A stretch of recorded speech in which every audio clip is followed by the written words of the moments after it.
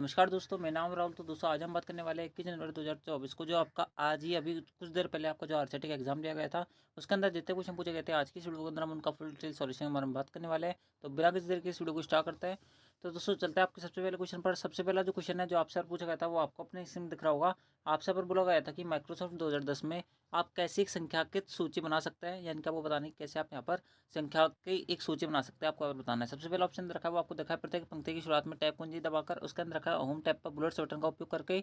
उसके बाद रखा है आपको यहाँ पर पार्ट को चुनकर और लेआउट टैब में लाइन नंबरिंग विकल्प का चयन करके, उसके अंदर रखा आपको यहाँ पर होम टैब पर पैराग्राफ फॉर्मेटिंग के तहत नंबरिंग बटन पर क्लिक करने पर। तो दोस्तों मैं आपको बता दूं इसका जो करेक्ट आंसर होगा वो होगा आपका यहाँ पर ऑप्शन डी।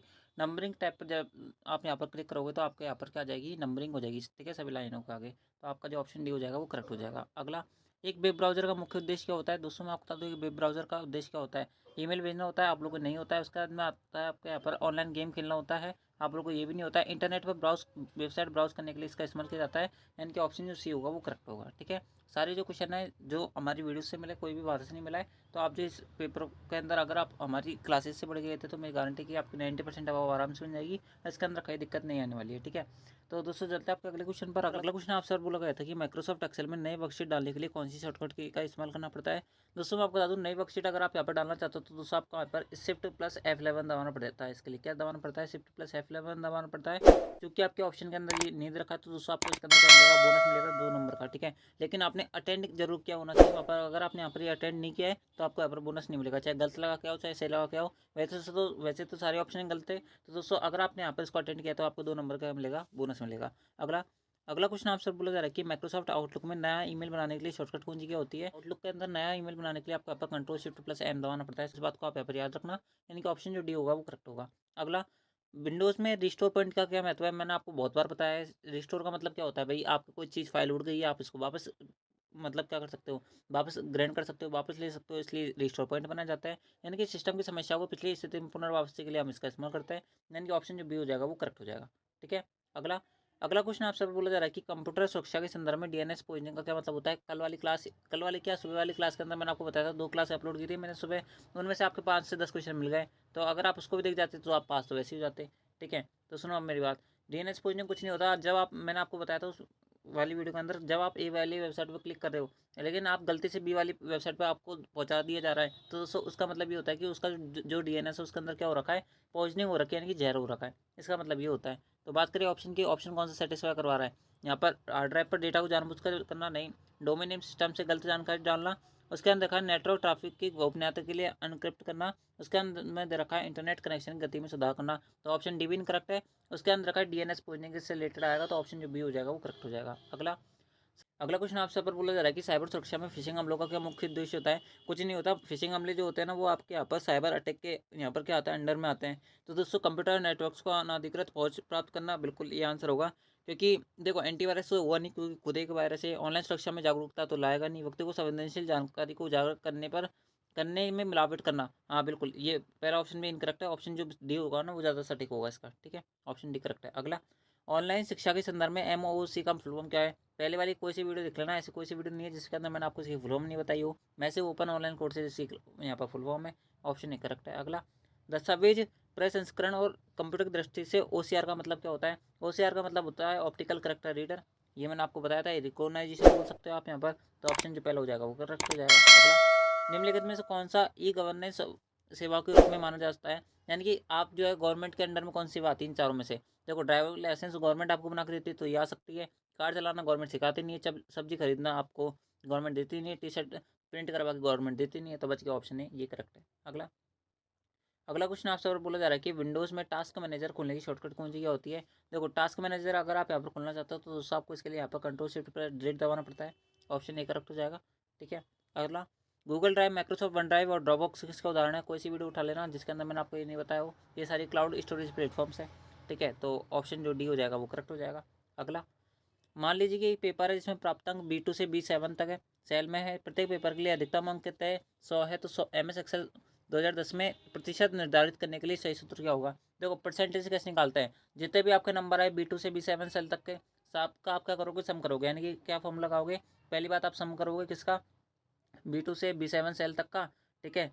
उसके अंदर में कितने का भाग दोगे, टोटल नंबर में से टोटल नंबर कितने है, 600 है, इंटू क्या करोगे 100 करोगे परसेंटेज निकालने के लिए, ये वाला फॉर्मूला अप्लाई होना चाहिए था। तो देखो सम बट्टी में आएगा नहीं, ऑप्टेन का फॉर्मूला लगेगा नहीं, ये सभी हो नहीं सकता, बच गया ऑप्शन है, ये आंसर है। ठीक है, बिल्कुल घटिया घटिया से क्वेश्चन था। अगला, यदि आप एक ईमेल संदेश खालिस्तान बॉक्स में प्राप्तकर्ता ईमेल पता जोड़ते हैं तो संदेश की प्रति उस प्राप्तकर्ता को भेज दी जाती है और प्राप्तकर्ता का नाम संदेश के अन्य प्राप्तकर्ता को नहीं दिखाई देता। यानी कि आप सब पर बोला जा रहा है कि मान लो कि 3 व्यक्ति है ABC, अगर आपने ए को मैसेज भेजा तो बी और सी को पता नहीं चलेगा कि सेम मेल जो है वो किसको भेजा गया है, ए को भेजा गया है। अगर आपने सेम मेल बी को भेजा है तो ए और सी को पता नहीं चलेगा कि सेम मेल बी को भेजा गया है। तो इस प्रकार से सी को भेजा तो ए और बी को नहीं पता चलेगा कि सेम मेल यहाँ पर किसको भेजा गया है, सी को भेजा गया है। तो ऐसा कौन सा फील्ड होता है जिसके अंदर आप ये सारे फीचर का इस्तेमाल कर सकते हो, तो दोस्तों वो आपका यहाँ पर कौन सा फीचर कहलाता है, BCC यहाँ पर फीचर कहलाता है। BCC फुल फॉर्म होती है ब्लाइंड कार्बन कॉपी। ठीक है, ये वाली फुल फॉर्म मैंने कल आपको बताई थी, अगर आपने देखी होती वीडियो तो आपको बहुत सारे क्वेश्चन सही होते हैं आपके आज। अगला अगला क्वेश्चन आपसे बोला जा रहा है कि DNS सेवा खालिस्तान को संबंधित खालिस्तान में अनुवाद करती है। देखो मैंने आपको बताया था DNS डोमेन नेम सिस्टम होता है, ये डोमेन नाम को IP पते के अंदर कन्वर्ट करती है। IP की फुल फॉर्म होती है इंटरनेट प्रोटोकॉल, कल ही बताई थी, ऑप्शन भी करेक्ट हो जाएगा। ठीक है, अगला, ई मित्र पोर्टल के माध्यम से निम्नलिखित में से कौन सी सेवा को लाभ उठाया जा सकता है। भाई ई मित्र के थ्रू आप कौन कौन सी सेवा उठा सकते हो, बिल का भुगतान कर सकते हो, बिजली पानी का भुगतान करते होंगे, प्रमाण पत्र बनवा सकते हो, शिकायत दर्ज करवा सकते हो, तो सारे काम करवा सकते हो, ऑप्शन डी करेक्ट है। अगला अगला क्वेश्चन आपसे बोला जा रहा है कि नया दस्तावेज या विंडो खोलने की शॉर्टकट कौन सी होती है। देखो नया दस्तावेज अगर आप यहाँ पर खोलना चाहते हो तो Ctrl+N दबा दो, आपका काम हो जाएगा। ठीक है, ऑप्शन सी करेक्ट हो जाएगा। अगला, SSO पोर्टल निवासी लॉगिन के माध्यम से कौन सी सेवा का उपयोग किया जा सकता है। मैंने बोला था सारी सेवा का उपयोग कर सकता है SSO पोर्टल के माध्यम से। ठीक है, कल बताया था मैंने आपको। ई मित्र सेवा आप उठा सकते हो, राशन संपर्क पर शिकायत दर्ज करा सकते हो, ई सार्वजनिक वितरण प्रणाली का इस्तेमाल कर सकते हो, यानी कि ऑप्शन जो डी हो जाएगा वो करेक्ट हो जाएगा। अगला, ई कॉमर्स वेबसाइट का कौन सा उदाहरण है। ई कॉमर्स वेबसाइट जहाँ पर खरीदारी कर सकते हो, तो ट्विटर पर कर सकते हो कि आप बोलोगे बिल्कुल नहीं कर सकते, फेसबुक कर सकते हो आप बोलोगे नहीं कर सकते, इन सभी पे तो आप नहीं कर सकते, तो ऑप्शन जो सी हो जाएगा वो करेक्ट हो जाएगा। बिल्कुल, मतलब ऐसे क्वेश्चन आए सारे जो बताया हुआ है। ठीक है, इनके ऑप्शन भी चेंज नहीं हुए। अगला, माइक्रोसॉफ्ट पावरपॉइंट 2010 में एनिमेशन टैब में नियंत्रण समूह होता है। देखो अगर एनिमेशन टैब के अंदर बात करें तो भाई यहाँ पर इसका पूर्व अवलोकन होता है, एनिमेशन भी होता है, समय भी होता है, इनकी ये सभी करेक्ट आंसर होगा। ठीक है, ये सभी काम जो है आप यहाँ पर एनिमेशन टैब के अंदर कर सकते हो। अगला क्वेश्चन बताऊँ मैं इससे पहले आप जो इस वीडियो को लाइक जो करें मेरे भाई, क्योंकि कल वाली जो वीडियोस थी यानी कि आज जो मैंने अपलोड की थी, ठीक है, सुबह मेरे से कल निकल रहा है क्योंकि कल मैंने रिकॉर्ड की थी वो वाली वीडियो। ठीक है, तो जो भी भाई बहन उन वीडियोस को देख के है ना, मेरी गारंटी कि उनके यहाँ पर 35 में से आराम से 30+ सही है।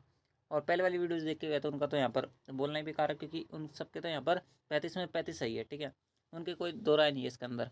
अगर आपने देखी होती तो आपके बहुत अच्छे खासे नंबर आते। अगर आपका, अब मैं बोल रहा हूँ 28 जनवरी वालों का पेपर है, तो वो इस वीडियो को जरूर देखें दोस्तों। हमारी जो पहले वाली वीडियोस जो हमने अपलोड करी है उनको जरूर देखें, ताकि अच्छे परसेंटेज बन सके, ऐसे आपके पास मार्कशीट आपके हाथ में हो। ठीक है, अगला अगला क्वेश्चन आपसे अगर बोला जा रहा है कि MS एक्सेल 2010 में एक चार्ट में के तत्व निम्नलिखित होते हैं। देखो आपसे अगर बोला जा रहा है कि MS एक्सेल चार्ट में कौन कौन से पॉइंट होता है, किस किस से मिलकर चार्ट बना होता है, आपसे पूछा जा रहा है। देखो चार्ट के अंदर डेटा पॉइंट भी हो सकता है, डेटा सीरीज भी होती है और ग्रिड लाइन भी होती है, ये तो होता है यहाँ पर चार्ट, ऑप्शन भी करेक्ट है। ठीक है, अगला, निम्नलिखित में से कौन सा एक ओपन सोर्स सभी के लिए निःशुल्क मोबाइल OS है। देखो सभी के लिए निःशुल्क मोबाइल OS जो होता है वो विंडोज़ फ़ोन OS भी नहीं होता है, एप्पल iOS भी नहीं होता, ये भी तो दोनों तो करेक्ट इनकरेक्ट हो गए, यानी कि ऑप्शन डी करेक्ट है। ठीक है, सॉरी इनमें से कोई नहीं आंसर होगा, यानी कि ऑप्शन जो डी हो जाएगा ना वो करेक्ट हो जाएगा। ठीक है, अगला अगला क्वेश्चन आपसे बोला जा रहा है कि विंडोज़ 10 में स्नैप असिस्ट का क्या उपयोग होता है। कल ही यानी कि आज सुबह वाली क्लास के अंदर मैंने आपको बताया था, स्नैप असिस्ट का मतलब होता है कि आपकी जो विंडो होती है उसको 4 भागों में बांट देता है। ठीक है, यानी कि एक स्क्रीन पर एक साथ विंडो रन कराने के लिए काम लेता है। अगला, यदि आप MS एक्सेल 2010 में प्रिंटिंग के दौरान सभी पृष्ठों पर, पंक्तियों पर, कॉलम दौरान चाहते हैं तो आप खालिस्तान का उपयोग कर सकते हैं। भाई अगर आप सेम चीज़ को सभी पेजों पर यहाँ पर दौरान चाहते हैं तो दोस्तों आपको इसके लिए यहाँ पर प्रिंट टाइटल्स का इस्तेमाल करना पड़ेगा, ऑप्शन सी करेक्ट है।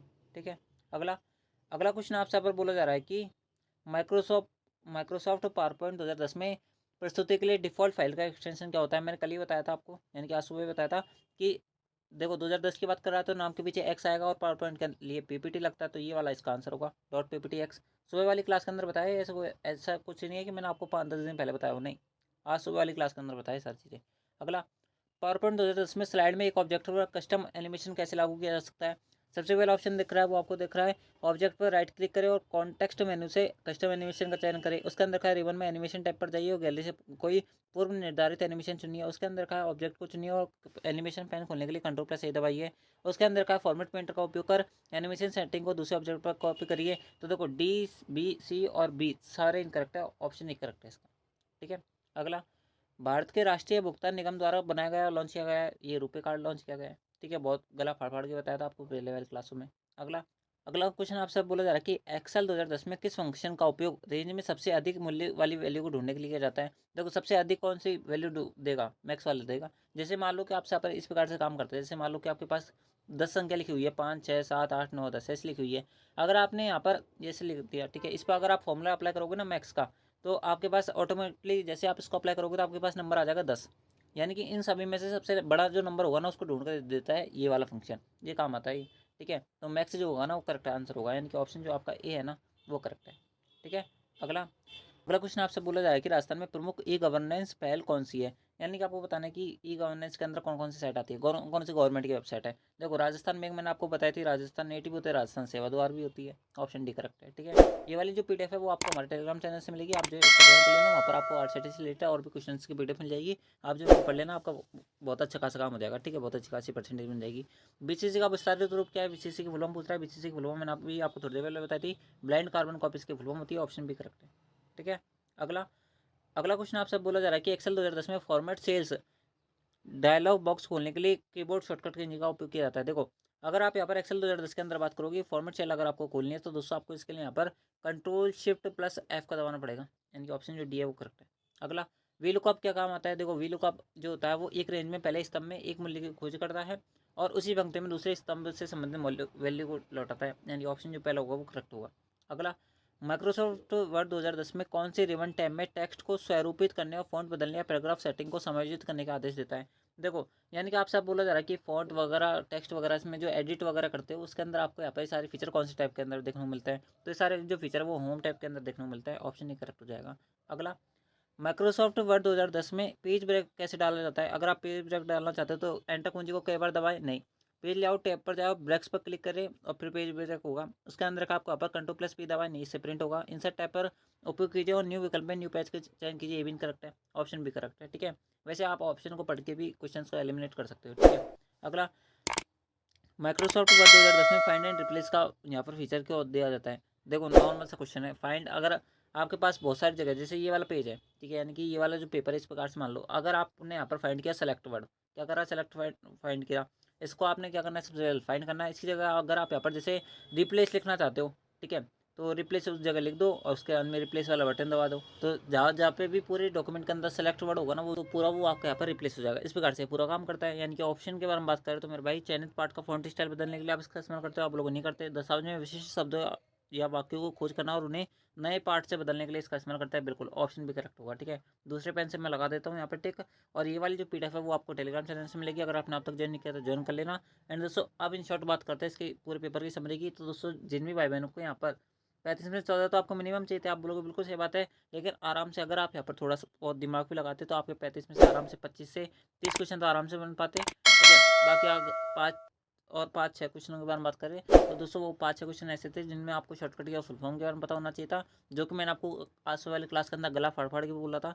ये बात कि आप जो है यहाँ पर शॉर्टकट की और फुल फॉर्म वाली क्लास देख जाओ, आपकी एक भी शॉर्टकट की और फुल फॉर्म जो है वो बाहर नहीं जाएगी। और मैंने आपको ये तक बोला था कि आपके 4 से 5 क्वेश्चन हर बार आते हैं, तो आपके इस बार भी आएंगे तो आप उनको पढ़ जाना। लेकिन जिन भी भाई बहनों ने पढ़ा था उन सबके लिए तो बेस्ट है, जो नहीं पढ़ के गया आज वो जो है उनके बहुत सारे क्वेश्चन गलत हो रहे हैं।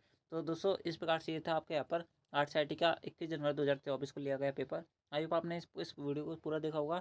आई होप आपकी बहुत अच्छी खासी परसेंटेज बन रही होगी। और जिन भी भाई बहनों ने हमारी क्लास ली थी वो जो है वो कमेंट बॉक्स में हमें जरूर बताना, ठीक है, कि आपके कितने क्वेश्चन सही हुए, ताकि और बच्चों को पता चल सके कि इस चैनल के सारे क्वेश्चन मिलते हैं एज इट इज़। ठीक है, तो दोस्तों आज की इस वीडियो के अंदर बस इतना ही, मिलता है आपकी नेक्स्ट आर्ट्स आई टी वाली वीडियो के अंदर। जब तक ले जय हिंद, जय भारत, जय Hindustan. Thanks for watching. Thank you.